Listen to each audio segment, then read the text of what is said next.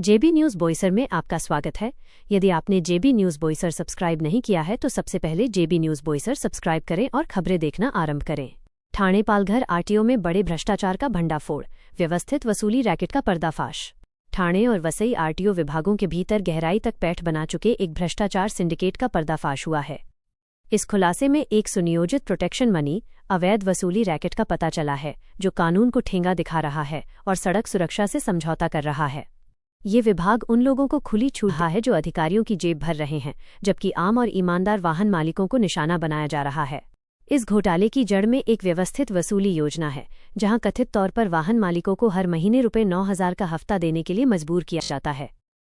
स्थानीय रिपोर्टों और सूत्रों के अनुसार यह रिश्वत आरटीओ की जांच से पूर्ण मुक्ति दिलाती है।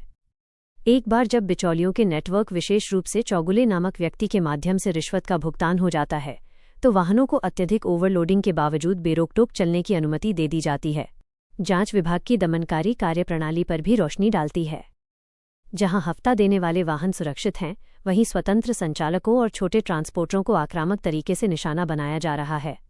एक गंभीर मामले में एक आदिवासी युवक, जिसने कर्ज लेकर अपनी गाड़ी खरीदी थी, उस पर ₹75,000 का भारी जुर्माना लगाया गया।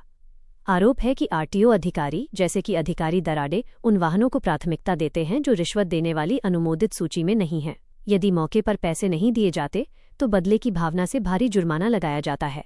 आरटीओ की मनमानी अब केवल राजमार्गों तक सीमित नहीं है, बल्कि निजी संपत्तियों तक पहुंच गई है। वीडियो साक्ष्यों में दिखाया गया है कि स्थानीय महिलाओं ने उन आरटीओ कर्मियों, वाहन नंबर MH48KR 6404 का विरोध किया, जो कथित तौर पर लोगों को डराने और अवैध वसूली करने के लिए निजी ग्रामीण क्षेत्रों में घुस गए थे। लोक सेवकों का उगाही करने वालों के रूप में ये परिवर्तन कानून व्यवस्था के लिए एक बड़ा खतरा है। मुंबई वडोदरा राजमार्ग पर दिन दिहाड़े चल रहा ये भ्रष्टाचार केंद्रीय मंत्री नितिन गडकरी और राज्य परिवहन मंत्री प्रताप सरनाईक के अधिकार को सीधी चुनौती है। रिपोर्ट सवाल उठाती है कि क्या ये करोड़ों रुपए की मासिक वसूली भ्रष्टाचार के उस पदानुक्रम को पोषण दे रही है जो क्षेत्र के अधिकारियों से भी ऊपर तक फैला हुआ है। जैसे जैसे स्थानीय युवा इन शिकारी प्रथाओं के कारण आर्थिक बर्बादी का सामना कर रहे हैं, ठाणे और वसई आरटीओ कार्यालयों के खिलाफ उच्च स्तरीय जांच की मांग तेज हो गई है। जनता अब इस बिचौलिया नेटवर्क को खत्म करने और जन सुरक्षा को निजी स्वार्थ के लिए बेचने वाले अधिकारियों को तत्काल निलंबित करने की मांग कर रही है। नमस्कार, मी प्रमोद पवार। आपण आता आहोत मुंबई वडोदरा हायवेचं जे काम सुरू आहे त्या कामाच्या ठिकाणी लांबच हा जो स्पॉट आहे, या लांबच्या ठिकाणी बघा की बऱ्याच ठिकाणी आता रस्त्याचं काम सुरू आहे। माननीय नितीन गडकरीजी आणि महाराष्ट्राचे परिवहन मंत्री माननीय प्रताप सरनाईकजी, हा व्हिडिओ जरा महत्वाचा आहे, जरा प्लीज लक्ष देऊन ऐका। आपण वाहतुकीचे मोठे मोठे नियम काढले, ओव्हरलोडिंग वाहनांना दंड आकारला, जरा कॅमेरा मारा, ही ओव्हरलोडिंग गाडी झाली बघा, गाडी बघा।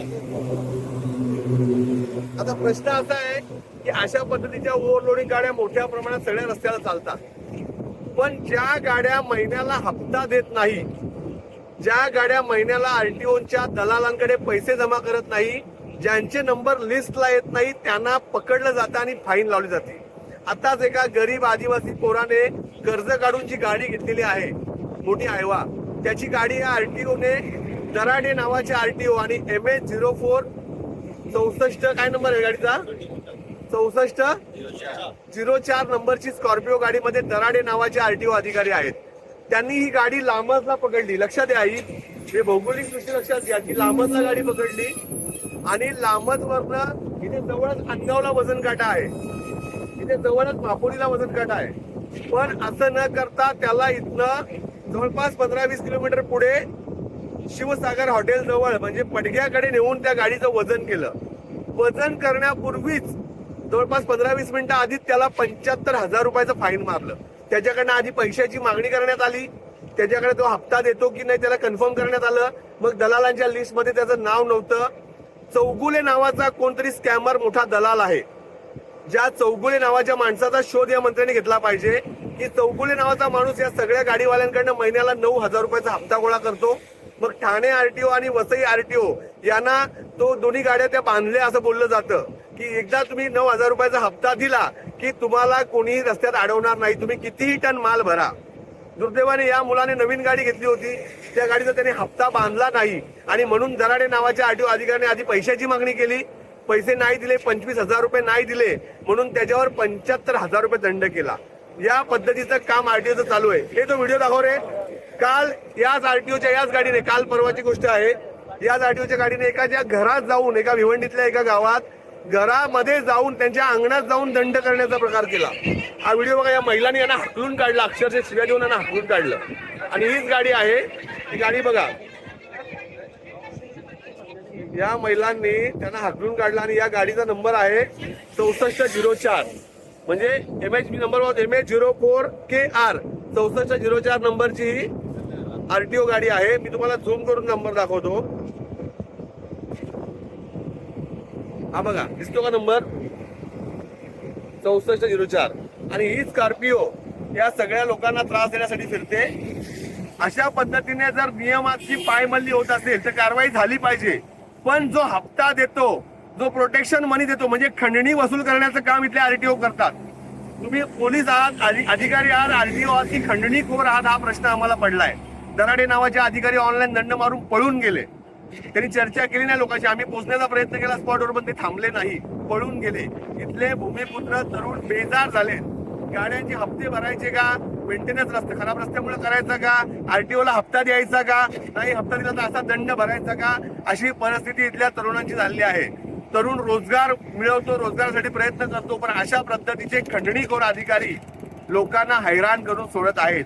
प्रताप सरनाईक साहेब, नितीन गडकरी साहेब, लक्ष द्या.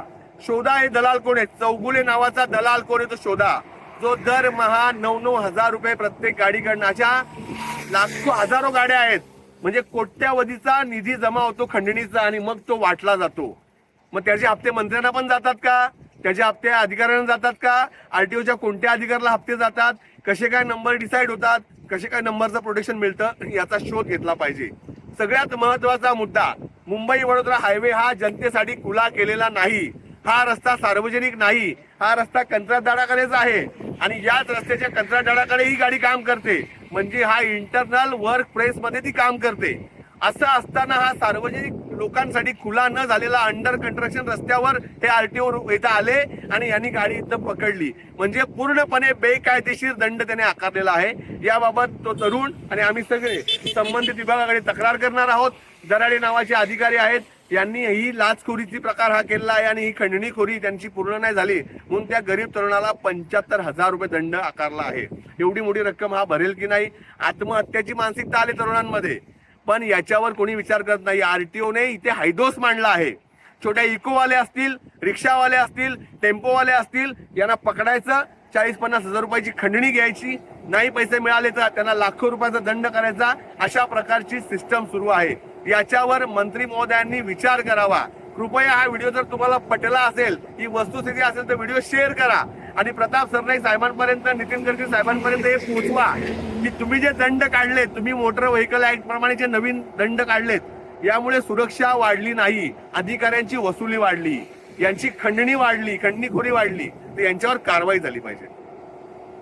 देखते रहें JB न्यूज़ बोईसर, जो हकीकत दिखाता है.